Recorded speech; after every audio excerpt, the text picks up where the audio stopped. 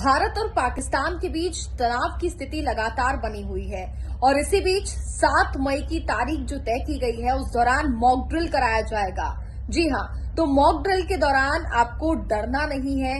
आपको बताया जाएगा कि अगर युद्ध जैसे हालात बनते हैं तो आपको क्या क्या प्रिकॉशंस लेने हैं, किन चीजों का ध्यान रखना है, किस चीज पर आपको खास तौर पर ध्यान देना है। डरना नहीं है, क्योंकि 7 मई को पूरे देश भर में मॉक ड्रिल कराया जा रहा है और अलग अलग राज्य में, अलग अलग शहरों में अलग अलग समय इसका निर्धारित किया गया है। अलग अलग समय पर मॉक ड्रिल यहां पर किया जाएगा। 1971 के बाद अगर बात की जाए तो इतने सालों बाद पहली बार ऐसा होने जा रहा है कि भारत युद्ध की स्थिति को लेकर के आपको चेता रहा है, आपको जागरूक कर रहा है, आपको ये बता रहा है कि अगर युद्ध जैसी स्थिति बनती है तो आखिरकार आपको करना क्या होगा।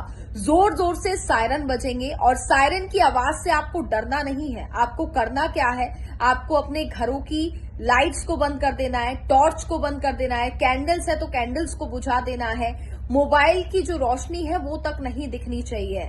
इससे कि युद्ध की अगर स्थिति भारत में बनती है, भारत और पाकिस्तान के बीच बनती है, तो आपको क्या चीजों का खास तौर पर ध्यान रखना है, इस बारे में मॉक ड्रिल के थ्रू आपको बताया जाएगा। और सरकार की तरफ से ये मॉक ड्रिल यहां पर कराया जा रहा है, इस पर आपको खास ध्यान देना होगा। डरना बिल्कुल नहीं है, सावधानी यहां पर बरतनी है और भारत का साथ देना है, भारत सरकार का साथ देना है। क्योंकि जो तनाव की स्थिति इस बीच देश में बनी हुई है, इसको लेकर के देश के हर एक नागरिक को जागरूक होना बेहद जरूरी है, जिसके चलते ये मॉक ड्रिल कराया जा रहा है और आप सभी लोगों को जागरूक करने का काम यहां पर किया जा रहा है। इसलिए आपको भारत का साथ देना है।